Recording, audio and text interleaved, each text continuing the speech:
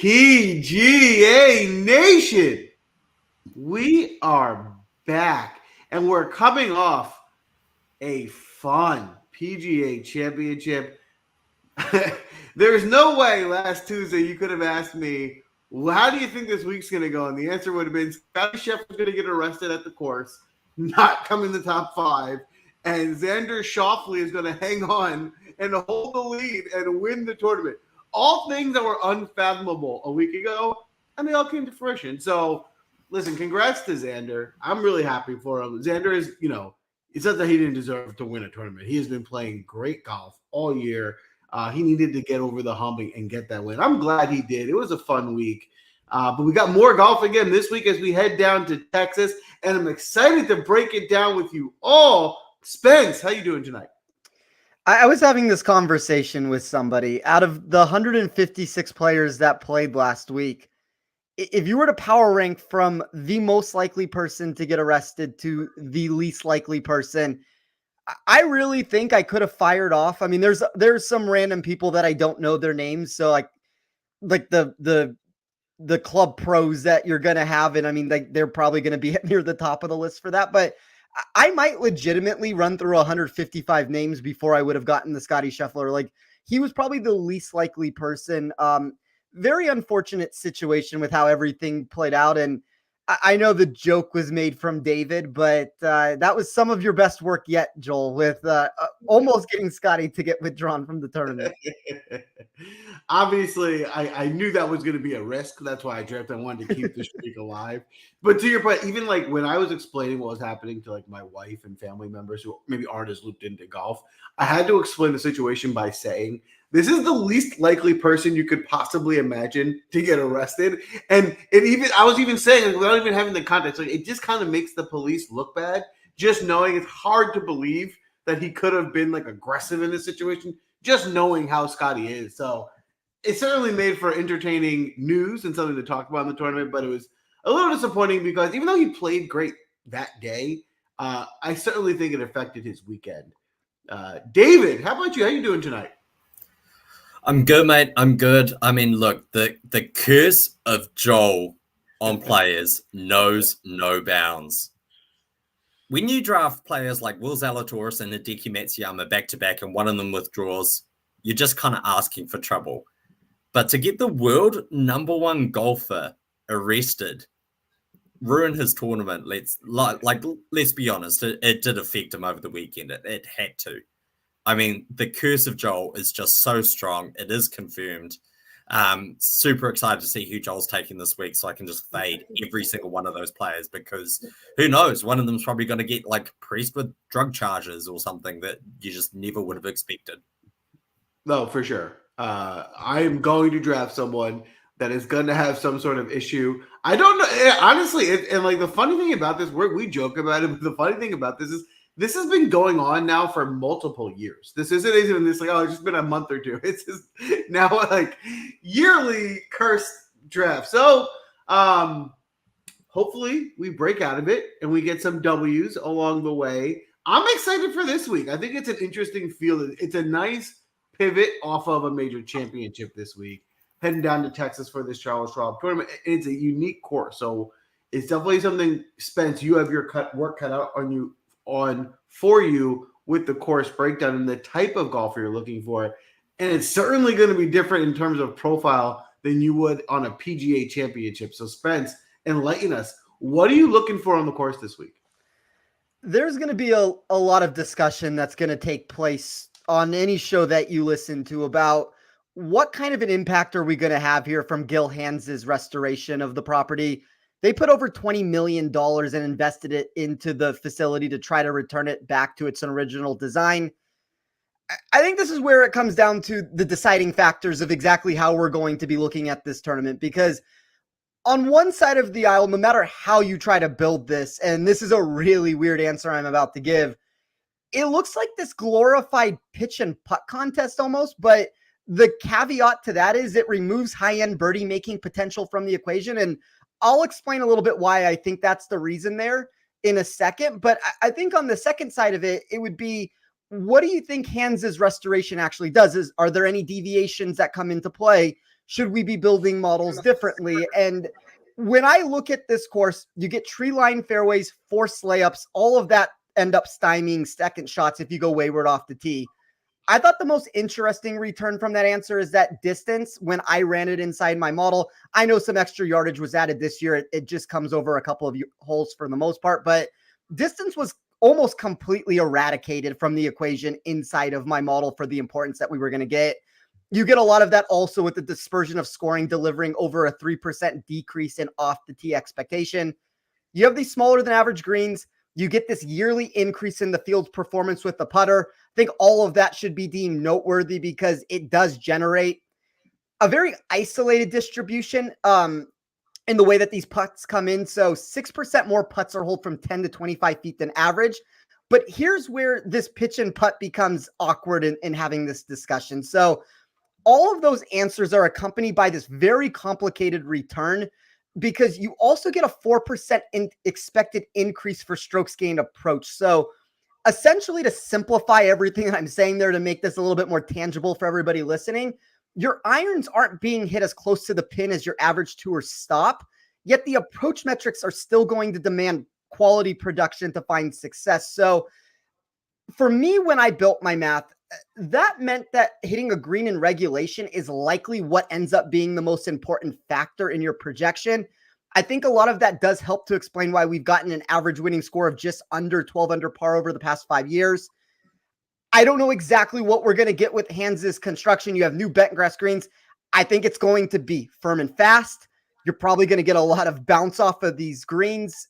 I just don't know if the long-term expectation is really that much different, even with the construction that we've gotten. There's a lot of things that we could note of what they've added and why this is going to be different, but there's a reason why this is one of the more challenging stops that they get on tour every single year. And it really doubles down on that sentiment that when we always talk about distance isn't necessarily what makes a course hard. We can look at the PGA Championship last week and you give it a soft golf course and the players are going to get to 21 under par to win.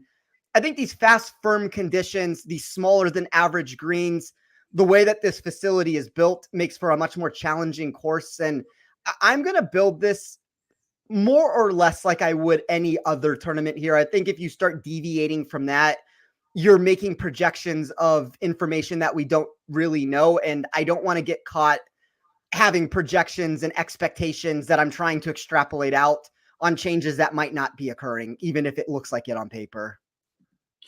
There you have it. It's a tricky one this week, but it should be fun. It should be a fun tournament. And what I like about this week is that there is a cut. So your strategy is different with a cut event versus a non-cut event.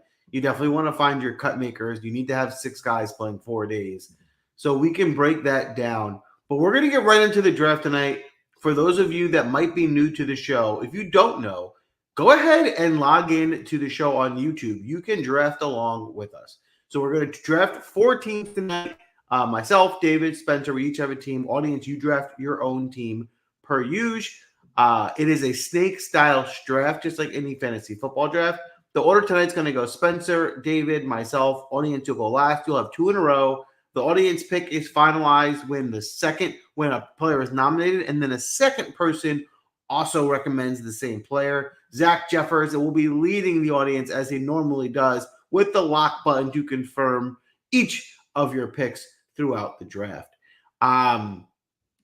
Without further ado, Spencer, with the first pick, you're on the clock. This is probably not the strategy to go. Like, I'm pretty sure. I'm not 100% sure if this week didn't calculate the totals. I'm pretty sure that the audience won. I believe I came in second. It was a very close outcome between everybody. And I talked last week about giving myself the number 1 pick or being given the number 1 pick and that not necessarily being the go-to route that has been the most fruitful for me. But I'm a stubborn person. I'm going to do it again, and I'm not going in the route that everybody expects, which has been the common answer that I have given now for 2 consecutive months to where I continue to let Scotty Scheffler, for whatever reason this is, fall down the board. I think the top of this range in the $10,000 plus section has a lot of intrigue to it with the upside that we see. And I always look in my model to try to find this I call it positive trajectory for upside. And most of these names beneath that $10,000 range end up having some negative trajectory in my sheet. So safe potential, a lot of ownership around them, a lack of the upside of what I'm actually trying to find. There was one golfer for me that was in this $9,000 and up range, other than one guy at the very top that's not named Scotty Scheffler for obvious reasons. Scotty has that. He's also a 3-to-1 golfer. But there was one name for me that had that answer. That is Brian Harman at 9,500.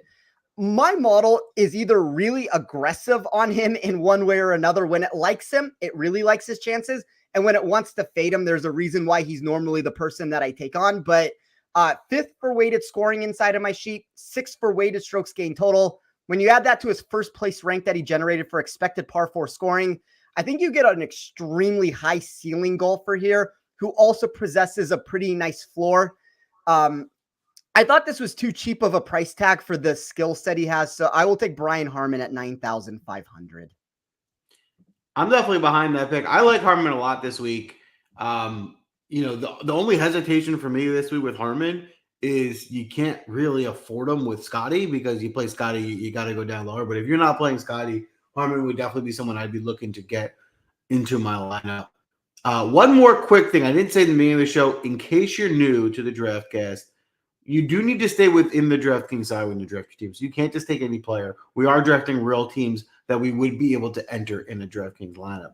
David, we love your take on Brian Harman. And then who are you going with at the second pick?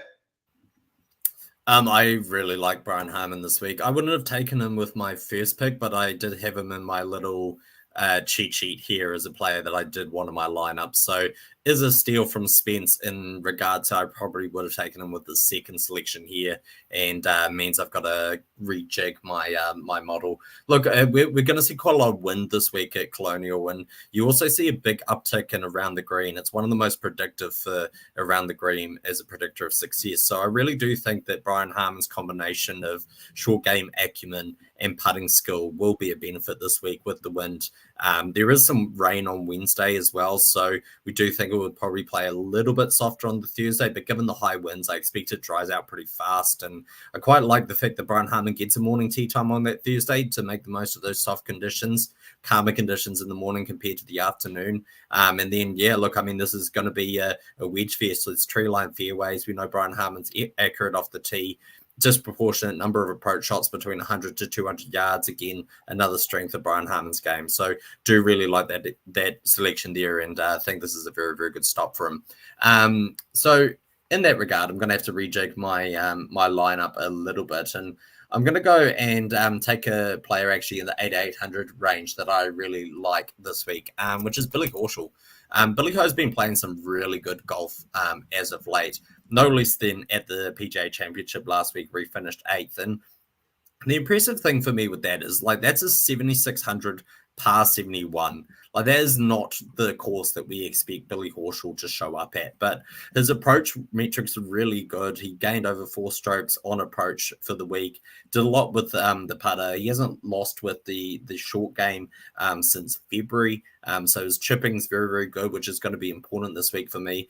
And the driving accuracy, of course, is really going to be a key this week with those tree-lined fairways. So it's the kind of spot that I expect someone like Billy Horschel to perform well. And I was just so impressed with the performance last week, 8th at the PGA Championship. And that caliber of field is undoubtedly a step backwards and a much more suitable golf course for me. Billy Ho looked really good on Sunday this week. I like Billy this week. I think it's a good pick. Spence, how about you? Were you on Billy Horschel at all? I always talk about players, and it's interesting because there's certain players that do not suit courses. And when they give you that performance that David was just talking about, and then you put them at a course that is much more suited for their game, I always find those routes to be intriguing. You look at what he's done recently. He has 4 top 12 finishes, including that victory at the Corrales over his past 6. I think any of the long-term data that you run for him may have some flaws. We saw him go a little bit sideways with his form there for a while, but inside of the top 15 for me in my safety ranking, I think when you directly compare him to a lot of these $8,000 golfers, probably one of the best plays on the board in that section. So I have no problems with anybody who wants to play Billy Horschel this week. There you have it. I love it. Listen, I would have taken him number 1. I'm certainly not letting him go past number 3. I take him every opportunity you let me take him. He's the best golfer in the world, as well as the number 1 criminal on tour. Give me Scotty Scheffler. Thank you very much. Listen, am I concerned he could have to, show up to court and miss a day of the tournament? Maybe, but not really. I think he puts his arrest behind him this week and gets back to doing what he does best, and that's win golf tournaments, which he's been doing a lot of since March. I mean, let me look at the exact date for you, because I don't want to mess it up. But if we go all the way back to since March 10th, so since March, Scotty has won every tournament he has entered that he did not get arrested in, except for one, in the Houston Open, which he went to extra holes and finished second. So not much needs to be said. At 1,300, you're getting the best player in the world. I think he bounces back and has a really good result this week. I don't think we need to belabor the point about how good Scotty Scheffler is, but we'll start with you, David. Actually, before we go to you, David, audience, you are on the clock. It looks like picks are coming in. We'll get both of these after we get David's take on Scotty Scheffler this week. My concern with Scheffler is weird to say concern with Scheffler, right? But my concern with Scheffler comes twofold. One, you can argue he's underpriced. The guy hasn't finished outside the top 10 since January. And with a 5K section that's pretty extensive, I would have expected maybe something around the 14K mark to really try and get some of the ownership off him. And in that regard, we've got 42% ownership on Scheffler this week. So can you make an argument that in the last 2 weeks, not only is he a brand new father dealing with having a baby in the house, but he's a brand new jailbird as well and been arrested? And are those two things going to detract from his game at all? I also think that this is a spot where if you are going to take anyone like Scheffler on, it may be here. You'd see so little reliance on the driver. And I wonder if it's an opportunity to maybe fade him, try and get a little bit different, and instantly your lineups are going to be different because you haven't got Scheffler in them, with 42% of all lineups going to be starting right there. So as much as, as I said, he's not finished outside the top 10 since January, I feel like I'm a fade on Scheffler this week, weirdly enough. And I know that seems bizarre to say, but I wouldn't be surprised if he finishes like something as low as 15th. I think it's fair enough. I mean, 40-something% in a tournament with this many golfers in is absurd. It's absurd ownership. So it's a play you're going to have to, or a stance you're going to have to make if you're going to play him. And I think the reason for that is if you look at last week, people who were fading Scheffler last week had options of Brooks Koepka, Rory, Rahm. Right? You were fading Scheffler and still getting another elite golfer that you're playing instead. When you look at this week, the Rory's not in it. Rahm's not in it. Brooks Koepka's not in it. Like, those aren't options. Xander's not playing. So there's almost a bigger gap from, Morikawa's in it, who's been playing well. So Morikawa's a good golfer. But even if you drop below Morikawa, Spieth is the third highest priced golfer. Spieth has not been playing great golf this year. So when you start comparing what your other options are, I think that's why the ownership is just really driving up so high, is because the top of the board seems a bit weaker. Spence, how about you? Will you be playing Scotty Scheffler with that 40% ownership? I mean, this is a very classic situation of Michael Jordan falling third in the draft with Scotty Scheffler falling third in the draft here. I think from a game theory perspective, and I almost always would blindly give this answer, and Scheffler is the one commodity that seems to buck that trend, and that's probably why, it's been more complicated than it should be on whether we're drafting teams on this show or whatever it is. Like, I have been lower than consensus, even though Scheffler's number one in my model every single week. It's just, 40% owned version of him does convolute the process a little bit of how do you get different. I think it's Scotty Scheffler. If you want to play him, there's routes that you can go. There's ways to get different with your build. I tend to agree with what David said, though, that it's kind of the common answer I keep giving, but I would probably, with everything he has going on in his life right now, and if he's going to be 40% owned, like from a game theory perspective, if we're talking large field tournaments, which is, I assume, the discussion that we're having right now, I would probably try to go elsewhere and try to take him on and beat him. There's a different discussion to be had if we're talking your 100-man sort of contest where I still think that having Scheffler is probably an advantage in that position. I think strategy that totally makes sense. All right, audience. It looks like I got one locked in. Oh, two are locked in. Audience, great job. Keegan Bradley and Hubbard. Two, I think, pretty solid picks here. You're getting two of your value picks early, two of the upper echelon value picks, in my opinion, to start out the squad. How about you, David? Are you on Keegan Bradley or Mark Hubbard? I do have Hubbard this week, and that's a steal from the audience as well. I would have liked to have drafted him here. I mean, look, he was right there in contention to a bad Saturday, really put paid to his chances at the PGA Championship, and it's kind of a similar answer that I gave to Billy Ho there. It's not really a great spot for Mark Hubbard. This does shape a lot better. He's also one of the better players in this field around the greens, believe it or not. So that's also a positive for me this week in a tournament where we are going to see a disproportionate weighting on chipping. And approach players have done well, and particularly that 100 to 200 yard bracket. Given the short nature of this course, you do see very few shots over 200 yards. And that was kind of the pathway for victory last year here for Griot. He was one of the best approach players from 100 to 200 yards. And Mark Hubbard can absolutely stripe it on approach. So I do really like that play.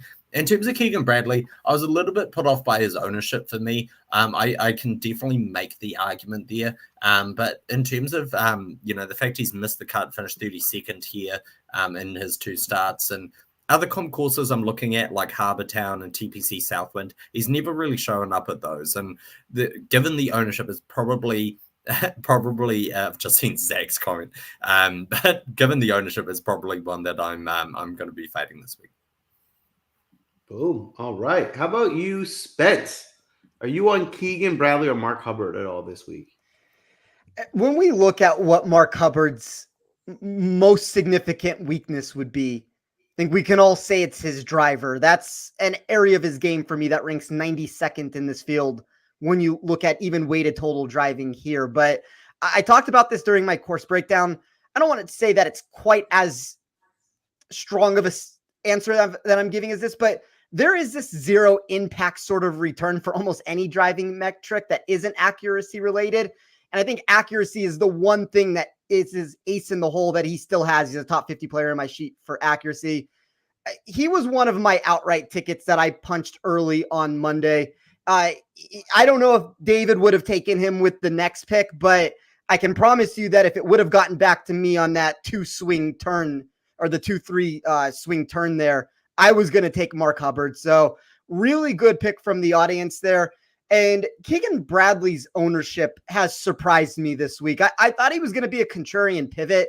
Maybe that was an optimistic answer after some of the ball striking returns that we saw from him last week. But that ownership is at least, I'm not maybe as strong of being off of him as David would be, just because I have him as a top 10 player in my model. But I am starting to have concerns with the ownership that we're getting. And this over the next 24 hours, I'd like to see where that trends before locking that decision in one way or another. I totally agree with you. If it starts getting too high, you definitely want to pivot, especially because there's a few guys right in that similar price point that I also like that I'd be happy to pivot to. So quick plug, don't forget to sign up for Win Daily. We will be posting Steven's ownership article that will tell you what the final ownership looked like. It's one of the most accurate ownership articles out there. You definitely want that information, especially if you're entering GPPs, because that's how you get an edge and actually have a chance to win some of these big tournaments. All right, with my next pick here, I'm going with Akshay Bhatia. He disappointed a bit last week, missed the cut at the PGA Championship, was just atrocious with his putter, which I'm willing to forgive, as he's not a bad putter, or he's been pretty good with his putter this year. I think he can recover. I think he had a bad week. His ball striking numbers were good. That's what we rely on with him. I think he's going to strike the ball well again this week. And if he finds that putter and makes a few putts, I think he gets a really good result at under 8K, right? And I think he's a guy who, if he was in the mid to high 8K range in this field, I wouldn't have batted an eye. So with someone who started off with Scotty Scheffler, I feel like I'm getting a good Robin to my Batman at a price that I can afford here. So with that, I'll ask you, Spence, will you be playing Bhatia at all this week?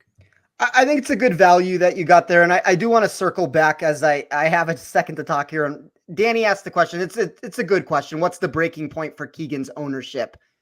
For me, and this is just because I am higher on Keegan Bradley than consensus would probably be, even though consensus seems to also be on him. But I think that 15% range, if he goes beyond 15%, I would rather let him beat me.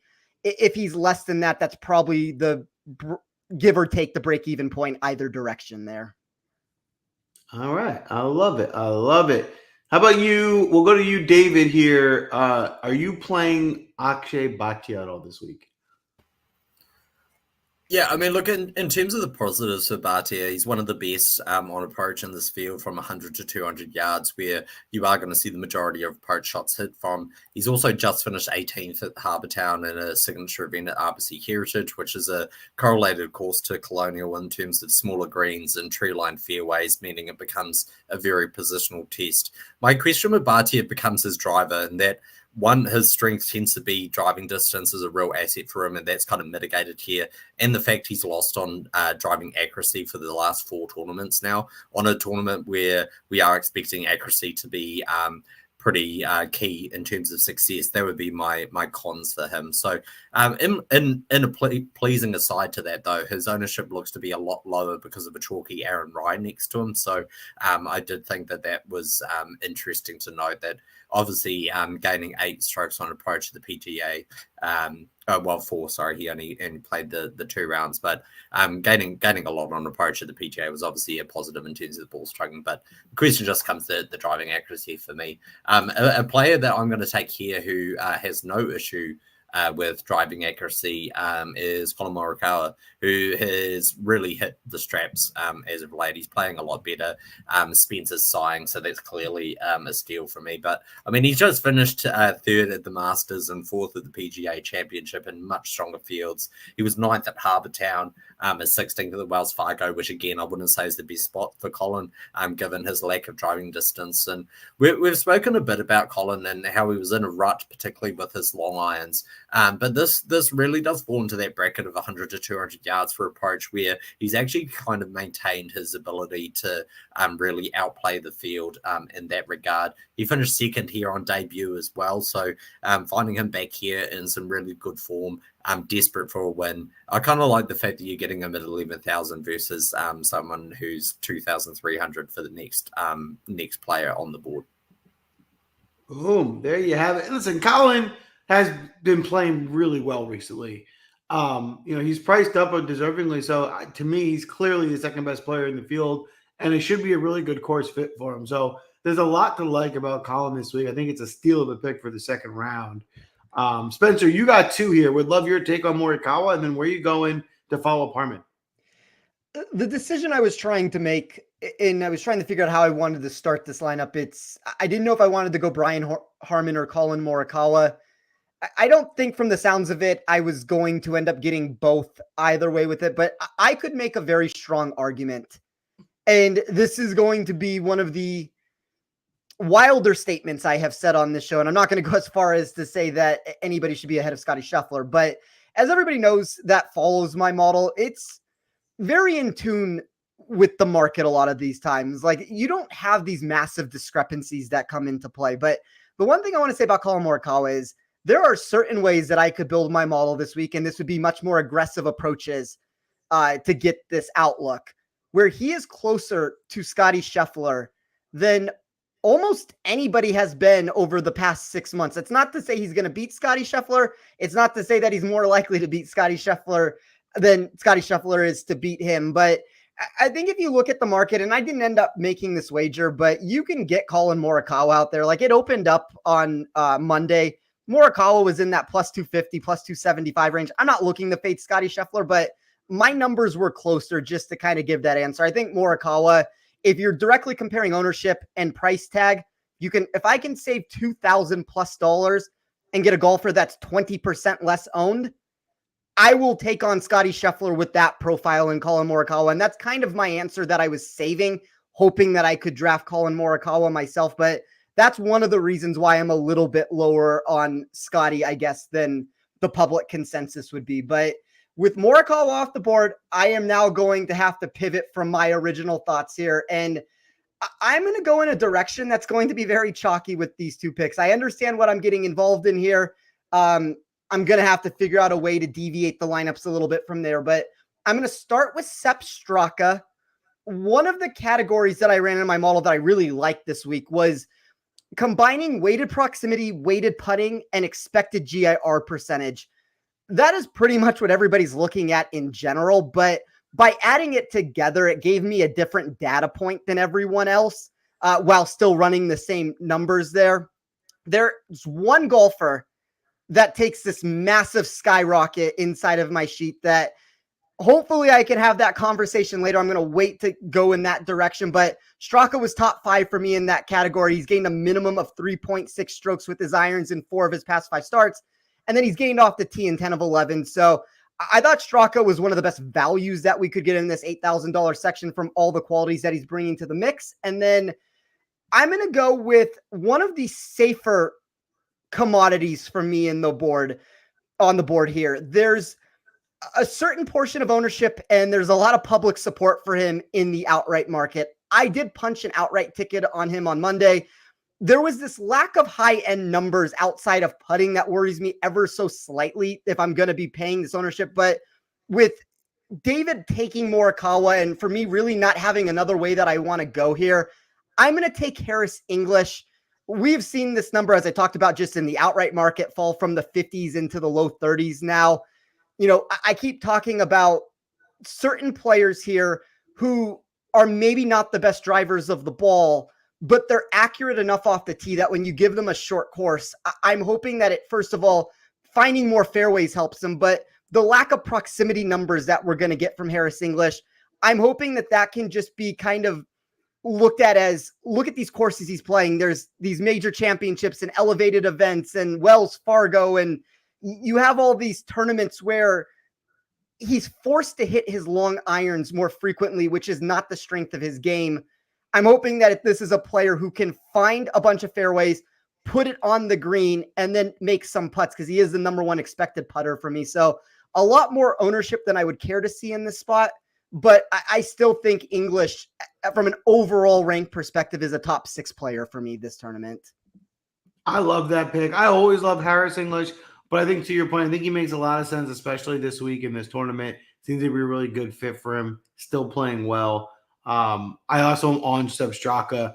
I think he makes sense, especially in a lineup you're looking to be more balanced. I think his price tag, you can make that work easily. So I think you had 2 really solid picks there. I endorse both. David, would love your take on both Harris English and Sepp Straka, and then see how you follow up your next pick after you've taken Billy Horschel and Colin Morikawa. I mean, look, I think Spence kind of hit the nail on the head there. The concern with both of them becomes ownership. I'm seeing Harris English pushing like 21%. Yeah. Do I really want to put that much faith in him?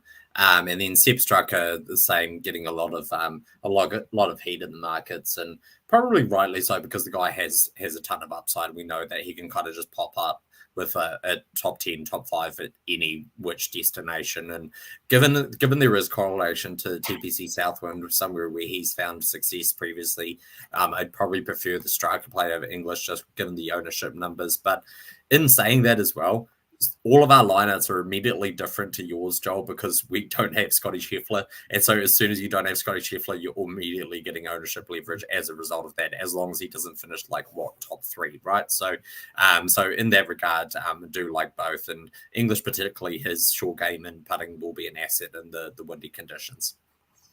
Boom. There you have it. I love it. All right, David, how are you following up your third pick? You've got $7,500 to spend left. Who are you looking at? I'm going to make a surprising statement here. I think it's a surprising statement.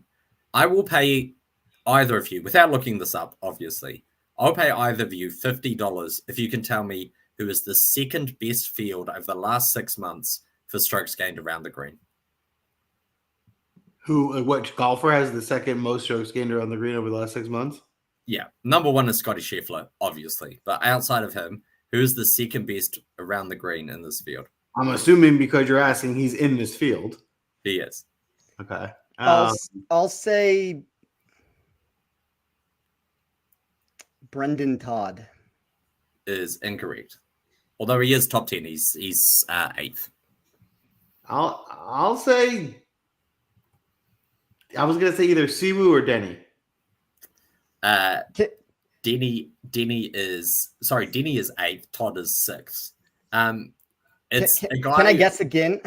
Yes, you can. We're no money this time. Rio Hisatsune is also up there, and I do really like him this week. But it's a player right down the bottom of the board at $5,300. It's Shez Reavie, who has quietly gained on approach for his last 2 starts, is yet to lose around the green in 2024. Has previously played well here. He's had a 5th and an 11th. Look, am I expecting Shez Reavie to go out and finish top 10? Probably not, but for the discount that you're getting on his ownership, on his pricing, you're going to get him at like 3% ownership. So in terms of like the 5K range, like I guess that's like fairly high, but I think there's far worse spots that you can look at for someone who's gained on approach for his last 2, tends to do most of his better work at these kind of fiddly driving accuracy based courses.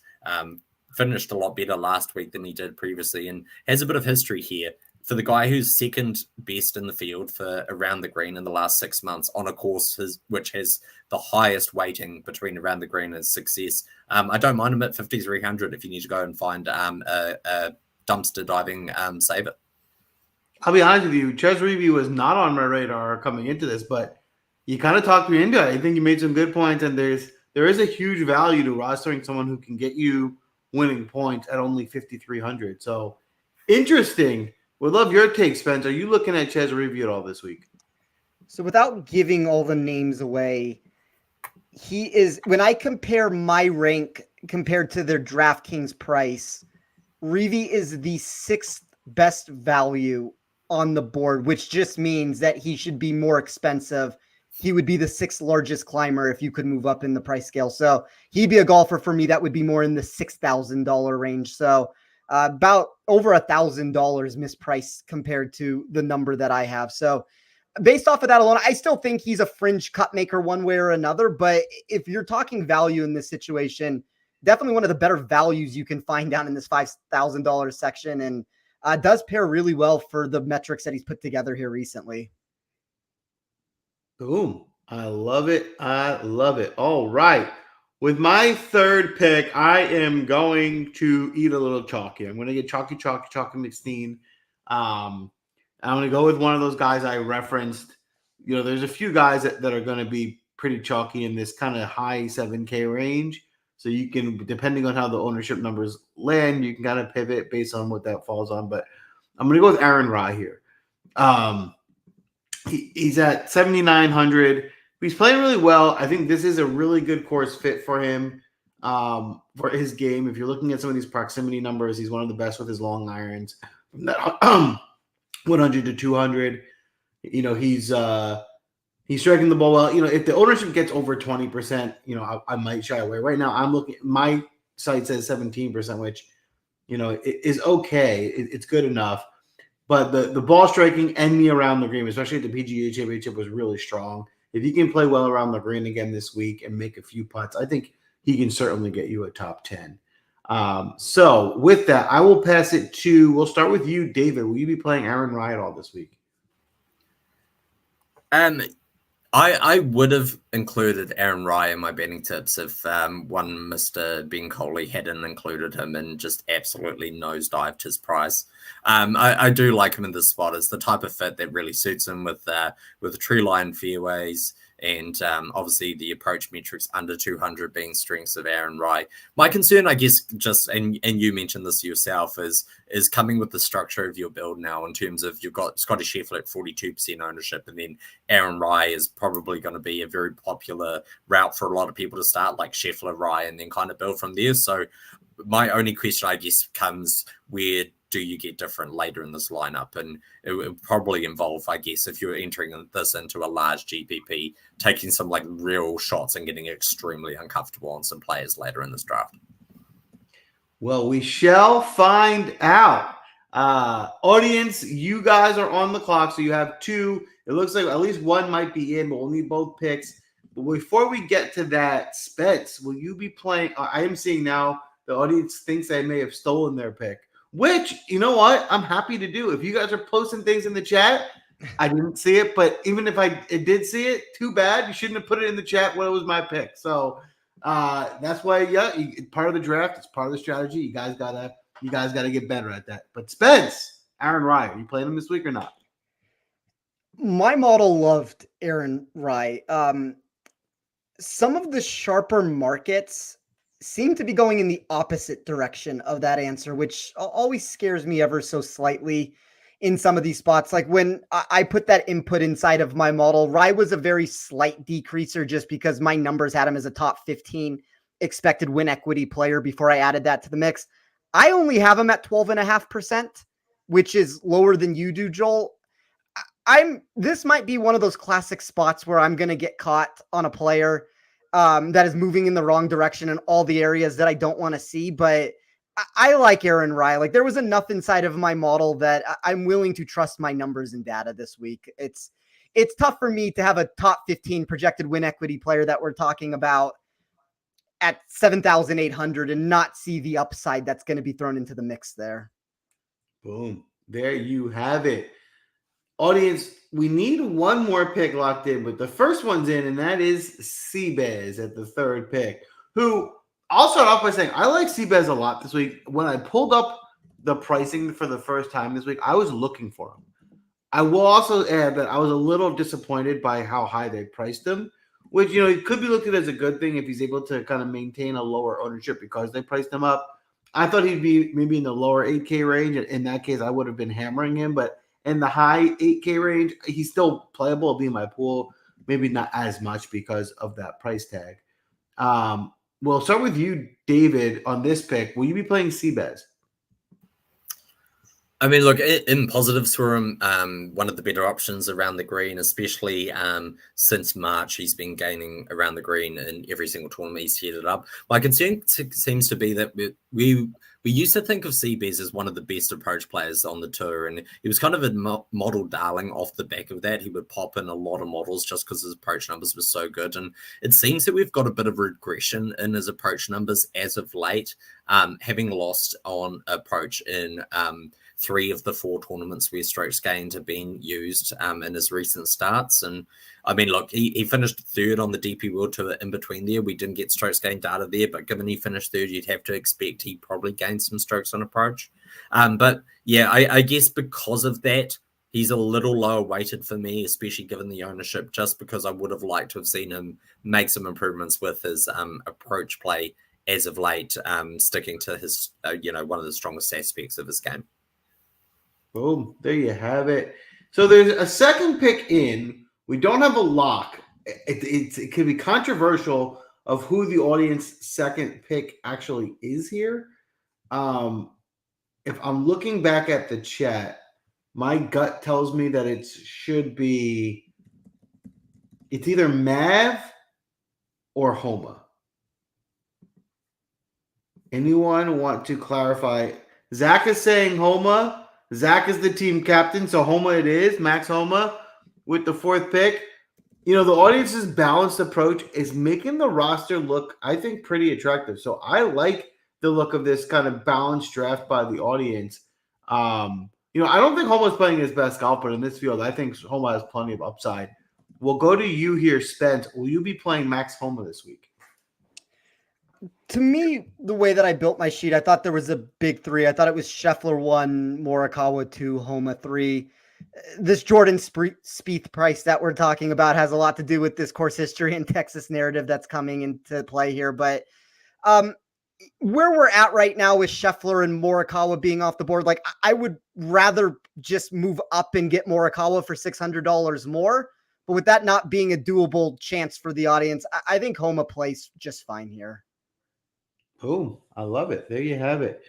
All right. All right. My fourth pick here, I have to get different, but I'm going to start with Lucas Glover.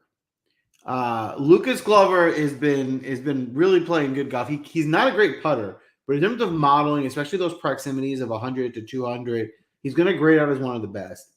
He's been really good around the green. So you're covering those areas that you're looking for on this course. He can't make a putt. I would argue that, while his putter is not good, it seems to me that it's improving from really bad to neutral.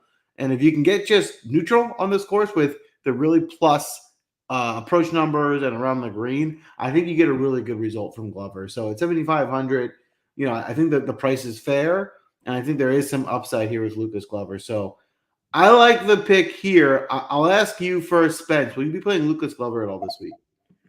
I thought Glover was one of the better safety plays, I guess would be the best way to word it inside of my model. He was inside the top 10 for me from a safety rank. You look at what he's done at this course, 3 top 40s over the last 3 times playing it, 8th in 2021, 23rd in 2020.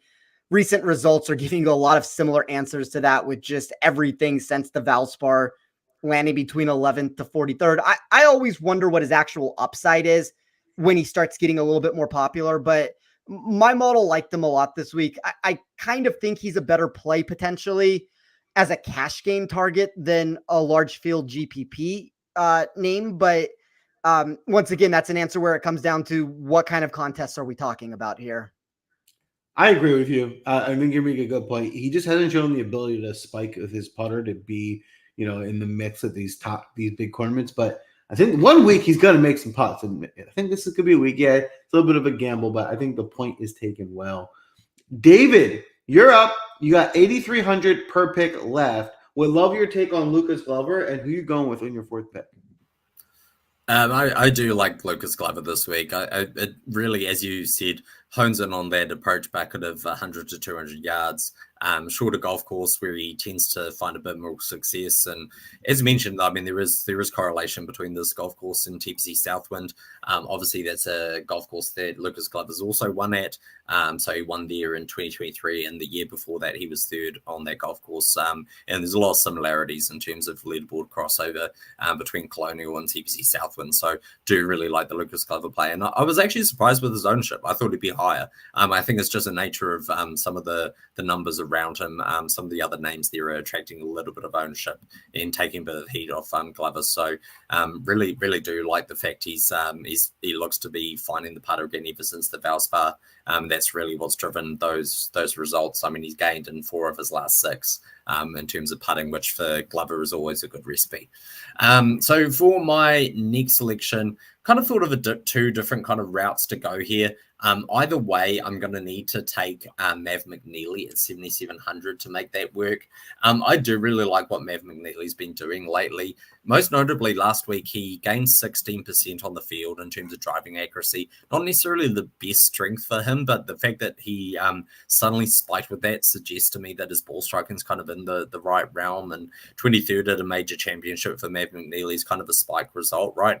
And obviously finds a weaker field here. We know that Mav McNeely has the talent to go out and win on the PGA Tour. Had a 9th at TPC Sawgrass in the Players Championship.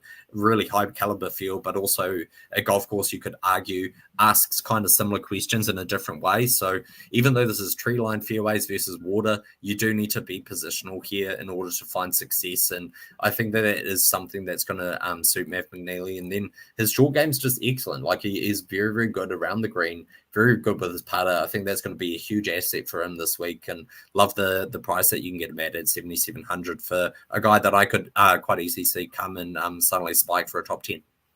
I agree. I think Matt McNeely is trending in the right direction. I think it's a savvy pick here in the 4th round. Spence, would love your take on Matt McNeely, and then you got 2. Yeah, I think it's a good value for Mav McNeely inside the top 25 of my model from an overall rank. Value against his outright number, value against his DK price, value with the ownership. So it's blue across the board inside of my sheet, which is always nice to see in the $7,000 range. As I move into my pick, I'm trying to figure out how out of control we actually want to get here, or how safe I'm going to want to play this. I mean, I guess in either stance that I take, it's going to get volatile one way or another with it. I'll start with the name that my model thought was one of the best values, and then I'll move through there and try to make my next pick.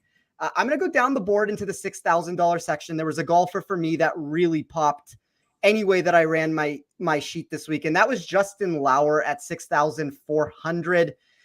I talked earlier when speaking about Straka about there being this massive climber in my sheet when you combine that weighted approach play, putting, and GIR totals. He ended up jumping inside the top 5 of this tournament for me in that area. He's delivered 4 starts with top 28 finishes in a row. And if I keep calling this, quote unquote, a pitch and putt contest, even though it doesn't necessarily look like that on paper, this is one of those long shot options that puts that pitch and putt better together than really anybody in my sheet that's not named Tom Hoagie there. So I bet him at 200 to 1. I thought that was a price that was really interesting. I bet him as a top 40 at plus 190, another area that I thought there was value. And I know the ownership is starting to ramp up a little bit. He is one of the more popular guys that you can find in this $6,000 section, but I think it's rightfully so. He's the best value that I have on the board this week of any golfer that we've talked about at all, and any golfer in the tournament. So I'll let you guys talk about that for a second, and then I'm going to try to figure out what my next pick is. I'll be honest. I thought I was going to be able to sneak him in with my next pick. I didn't think he would go there. I was planning to take Justin Lauer as how I was going to round this out. So right now I am scrambling to find another golfer in that similar price range to replace in my lineup. So, long story short, I agree. And for the reasons you said, the ball striking's been there. The results more recently have been there. He's playing really good golf. I think the only concern that I would have on him this week is how high does that ownership creep up? If it does start getting closer to 15%, I think that is getting a little too high. But I think anything under 15% for me and 15 for him is really high. So it should stay under 15%. I'm going to play him. How about you, David? Will you be playing lower at all this week? Yeah, I mean, look, I agree with Spence in terms of the approach metrics. Lauer's really started to find that again, and it's one of the areas that is a strength for his game is his approach numbers. Kind of is very similar to Tom Hoagie, as Spencer mentioned, where his approach numbers can really be off the charts, and similar to Tom Hoagie as well. And my concern comes with the fact that he does struggle around the greens a bit. So on a course where that does get weighted quite highly this week for me, that would be the concern. On the flip side, I mean, he's $6,400, right? And so that's where you're getting the saving, is you are taking a risk in terms of he's going to need to find something better with his chipping and his bunker play in order to be successful this week. But on the flip side, you're getting a massive ton of salary saving off the back of it for a guy who can be one of the better ball strikers in this field as a result. So do like as well, he gets morning tee time on Thursday, which looks to be the better of it with rain coming in Wednesday. Should soften up conditions for those playing Thursday morning. Boom. There you have it. All right, Spence, you got one more. Who are you looking at here? This is where the lineup is about to crash and burn. I already see it happen before I make the pick. And I'll just be very open and transparent with my thought process here. So there's a very popular player in Austin Eckroth that my model likes this week. I wish this could have been a spot that I could have probably just taken the best of both worlds and taken Lucas Glover if he was available. But then on the flip side, there is the biggest boom or bust commodity that I have in my entire model, where the ceiling outcome for him essentially turned him into a top 5 win equity player at his very best. The floor pushes him all the way back, like beyond any of his players that we're going to be looking at here. I made this argument for this golfer at the RBC Heritage that I think that sometimes when you get these courses that are a little bit longer and then you go to a course like Heritage, a lot of those things that were causing you problems end up being better.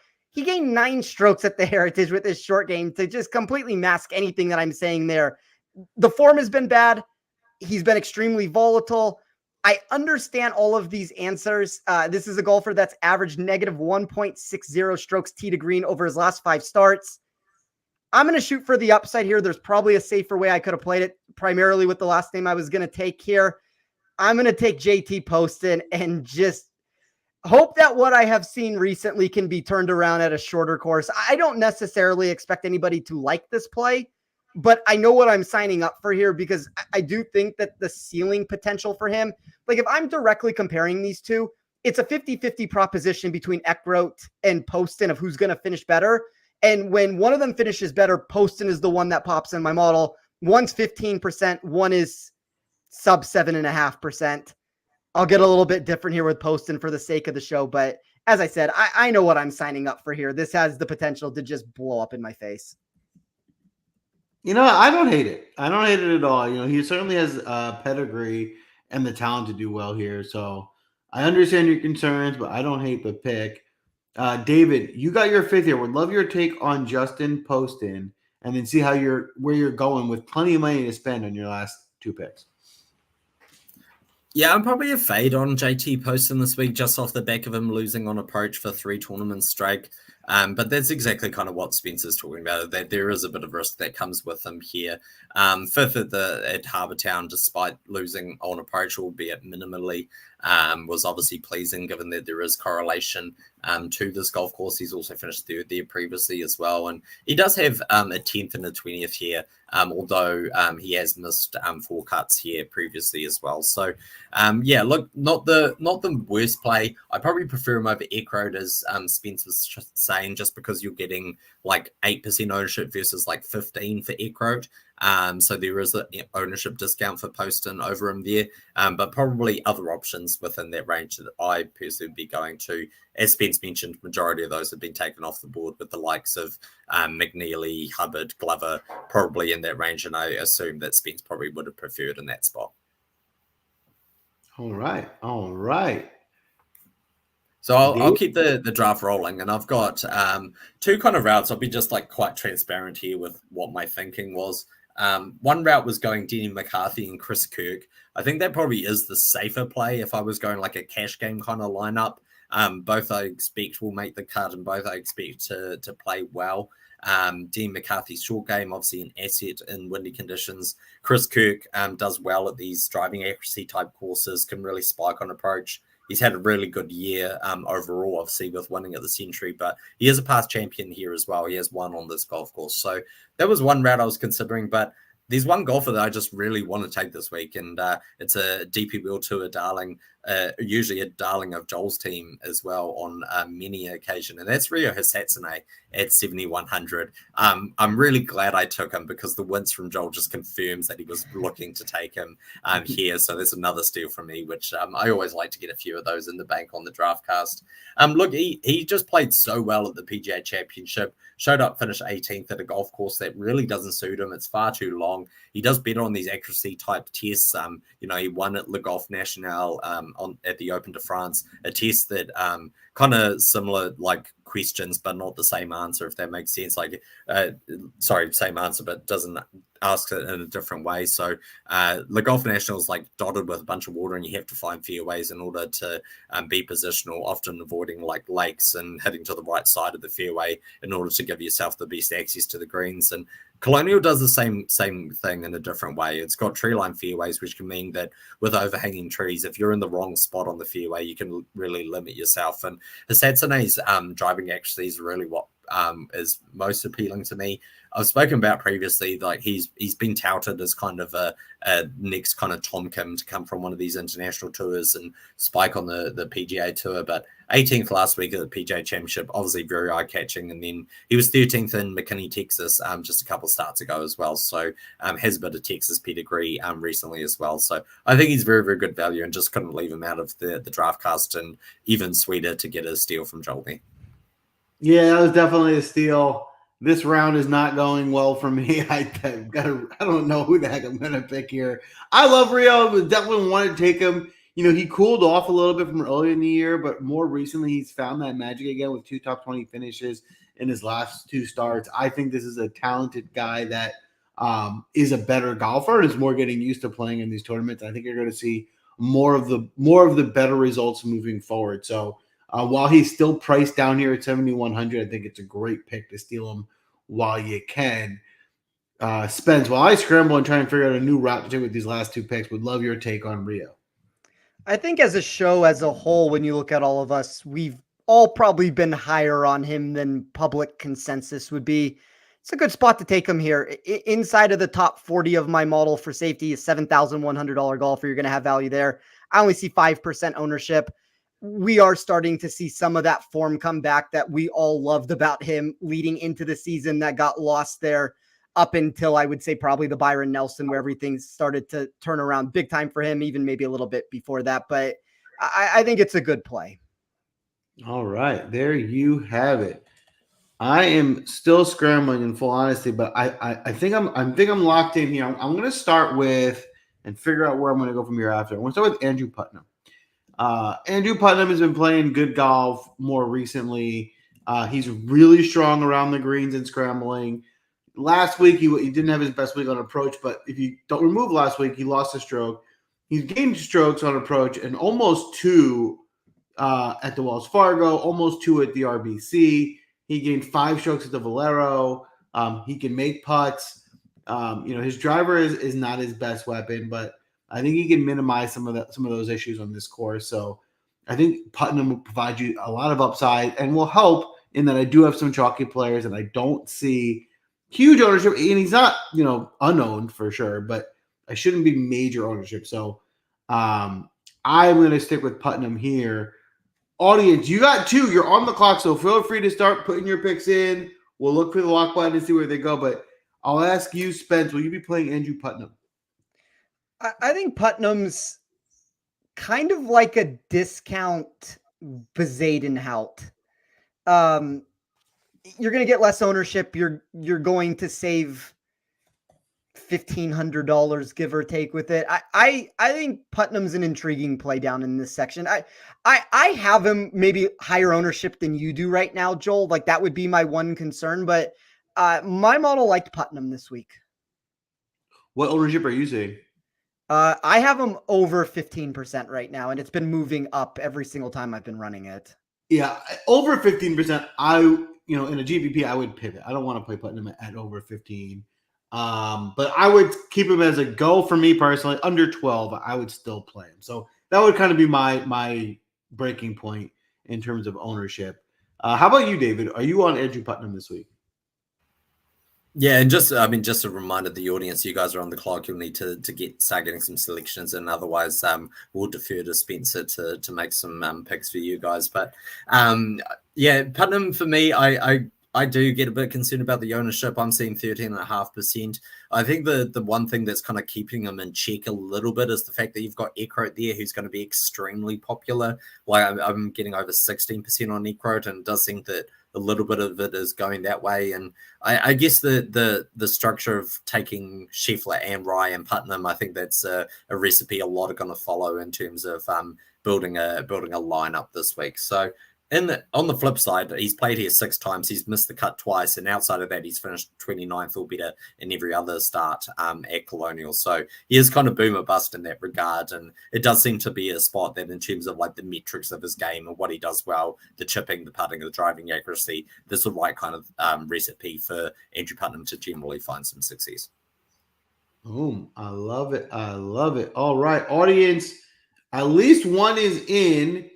The Echo, Austin Eckroat, who's been playing really well. The combination of course fit in ownership, I won't be playing Eckroat this week. I think people might be overacting to a good result last week. I don't think it's the best course fit for him. And if the ownership goes high, I will look somewhere else. But he's playing well, and at 7,500, I can understand why you like him. But we'll go to you, David. Do you like Austin Eckroat this week? I'm a fade on Eckroat this week, and it's chiefly because he's lost on approach for 4 of his recent starts where we've actually had strokes gain data recorded. He finished 11th at Zurich, but I mean, that team event's just so freaking weird. It's hard to tell who's actually contributed what in that circumstance. And off the back of that, I'm a fade, just given the very high ownership and the fact that he's been losing approach lately. On the flip side, he does tend to be more accurate than a distance kind of player. So in that regard, it seemed to suit. But the around the green, I think, could be a problem for him. He's one of the weaker in this field for his chipping. All right. The second pick for the audience is Grayson Sigg, 6,900. Another one who, from with your salary, I understand why you would take him. He's not going to be in my player pool this week. Would love your take on Sigg, Spencer. I do not think he will be in my player pool either. He has a little bit of upside in my model when I ran it from a more volatile stance. 82nd for me overall, though. Like, he still barely cracked the top 60 when I ran it for upside. I think when we're looking at ownership, and you don't really have that many players that are very highly owned outside of Lauer in this section, but I have him over 4% right now. That's one of the higher totals. And I don't know if you're necessarily getting the upside that you would necessarily want for a guy who has gone miscut at this tournament. So probably a little bit too volatile for me to want to pick here at 6,900.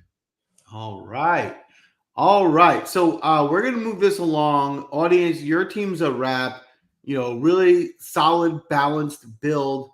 I think you guys should be able to compete. We'll see if those last two picks hold up.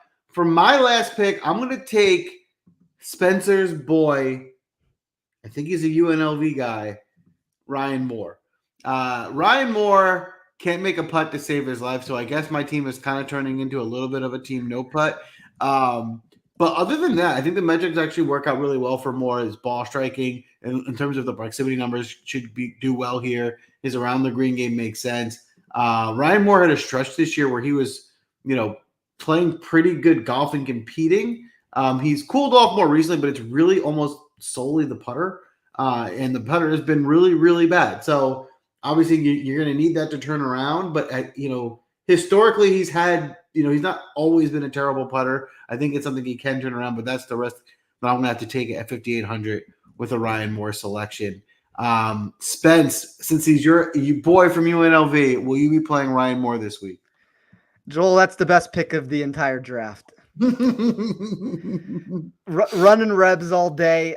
My model always likes him, though. Like, all jokes aside with it. Like, I don't know what his actual upside is at this part of his career right now, but it always puts him as this fringe top 60 to 50 sort of player for all these events.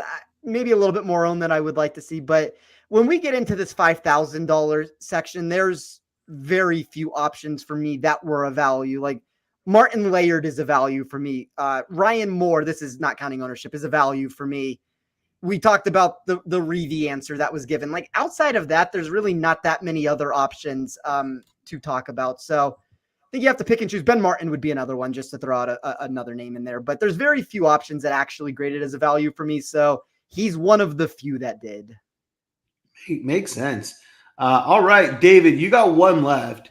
Would love your take on Ryan Moore, and with 10K to spend, how you rounding out your squad?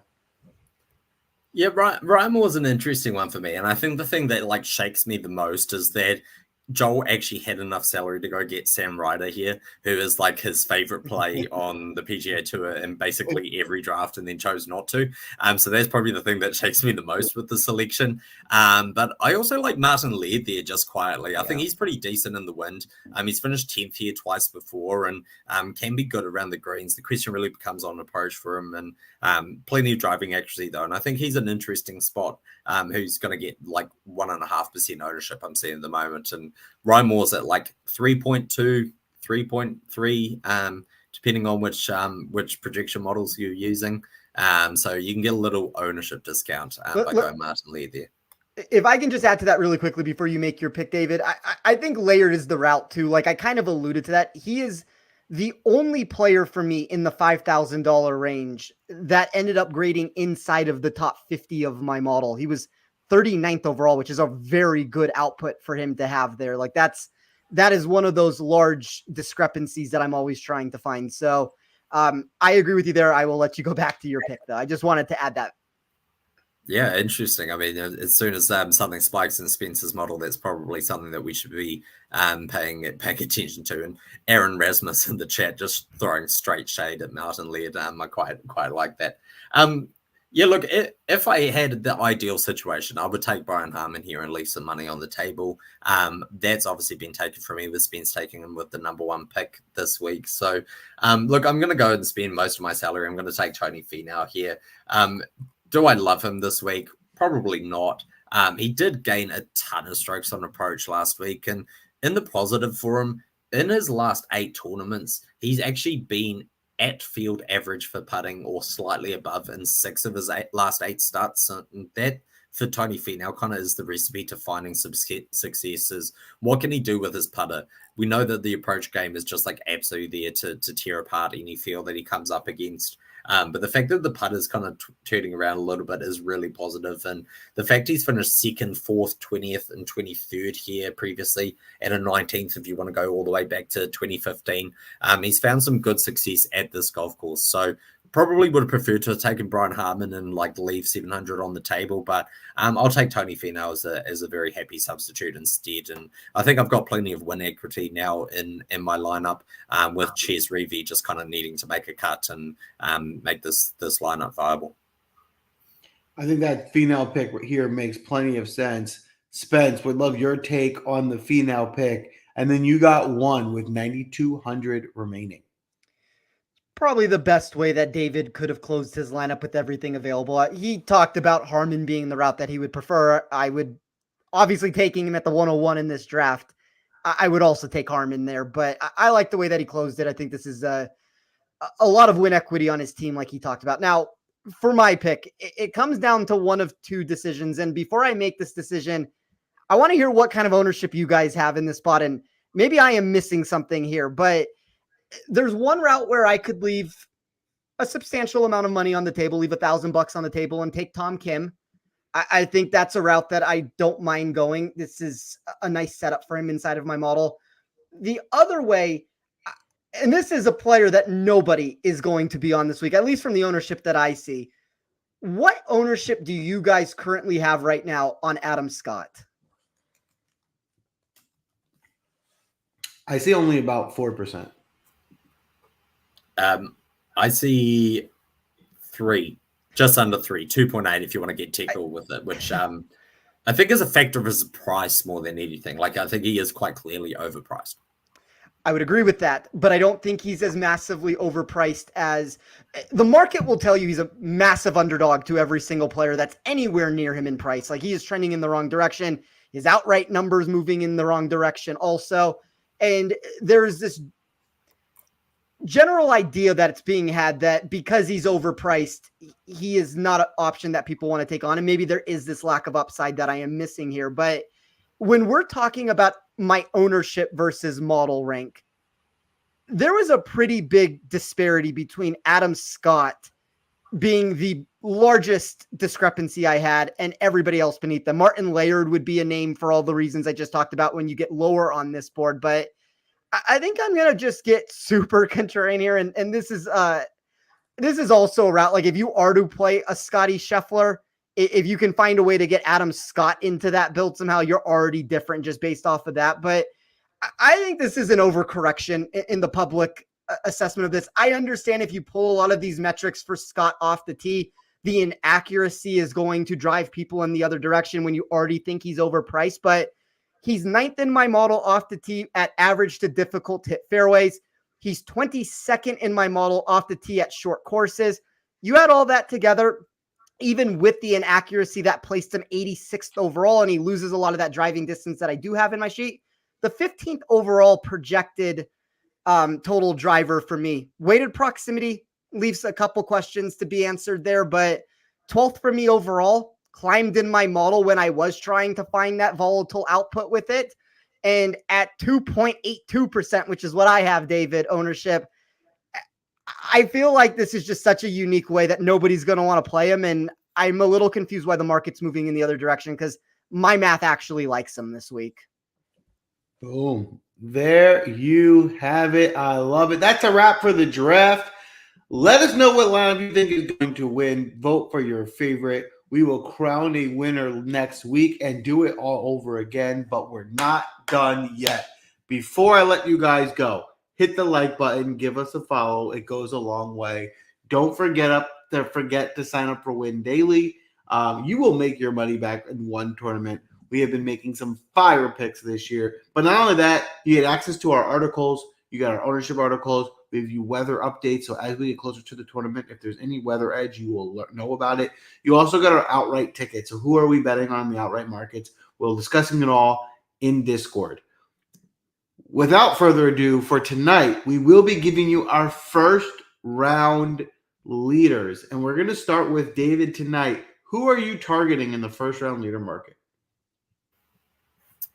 Yeah, just very quickly on Adam Scott, just to touch on Spence's last pick there. I think part of the concern for him comes with not just the price, but with the fact that in 6 tournaments, he's lost putting in 5 of them. On the flip side, the one time he gained putting, he won the tournament here. So there is that upside, and you're getting him at like no ownership. So very, very tough to get to Adam Scott if you've got Scotty Scheffler within your build.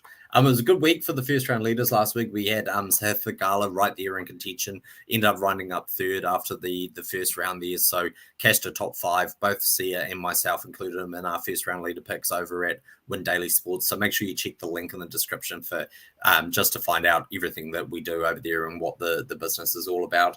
I've got 5 this week. Starting with the shortest of those is Colin Morikawa at 25-1. I do think there is going to be an edge to the morning. Colin Morikawa has been playing some great golf, and the fact that his win odds are 12-1 and you're getting 25-1 on the first round leader, it's been a recipe that we've seen lately that has proven pretty successful with Rory McIlroy, Xander Schauffele, 2 of those kind of key names who have been right up there in contention after the first round. So 25-1, I think, is generous on Colin Morikawa to lead after the first round. The other 4 are all 50-1 or longer. I did want to get some exposure to Denny McCarthy, so I've got him at 50-1, and Aaron Rai at 60-1. That number hasn't moved as quickly as his outright number. His outright number did dive after he was selected by one Serbian Coley. So the fact that he's still 60-1 in first round leader markets gets a morning tee time. I could see him spiking there. Brendan Todd, who we mentioned on the show, at 80-1. I think he's reasonable value to go out. Can't see him seeing out the entire tournament, but he's the kind of player who could spike with a putter for 1 round and go out and shoot something really low. And mentioned on the show, taken by me at 5,300. You get Chez Reavie to be the leader after 1 round at 190-1. It is a bit shorter than his win odds of 300-1, but I'm happy to take him over 1 round in a pretty volatile market for a player who's playing well and he gets some morning tee time. I love it. I love it. How about you, Spence? Who are you looking at in the first round leader market? I'm going to double down on that Colin Morikawa answer at 25-1. I took Sepp Straka at 50-1. And I'm going to play JT Poston at 75-1. Like, this is probably the best market of any of them if I like JT Poston this week that he could potentially spike there. So it'll be those 3 options. Boom. I'm going to jump on that train with you. We're all riding Colin Morikawa. I also am betting a weird trend that, I memory serves me correctly. I think 2 of the last 3 tournaments, the first round leader was the second leader in the betting market. So here it is again, second leader in the betting market. I think it makes sense from there. I'm also going to add to that Scotty Scheffler. I think that taking the best player in the first round leader market just makes sense because you get better odds than you do in the full week. I think Scotty Scheffler can come out hot in the beginning, even at 12-1. I like that number. My favorite first round leader play, though, is none other than Justin Lauer at 110-1. I think this is a week you can take a shot on a long shot. I like the metrics. I think he can show up and have 1 hot round and be your first round leader. If you want to get some 100-1 juice, you can go after that there. And my last first round leader play is going to be Tom Hoge at 50-1. Surprised he didn't get mentioned on the show. He might be a little overpriced for DFS purposes, but a first round leader market at 50-1 for him seems like a spot that could do really well. He also seems to do well in the first round, tends to spike the beginning of tournament. So I like that play there. That's a wrap for tonight. Having some fun this week at the Charles Schwab down in Texas. Don't forget to hit the like button, follow along. We'll be back next week. Did I forget anything? I do like the Justin Lauer call. I'll add that very quickly. You can even find him at 125-1 if you shop around. That'll be the 4th name that ends up making my card. So I'm gonna tell you on that one, Joel. I love it. I love it when we're all in sync. That tells me that a winner is coming. End sports.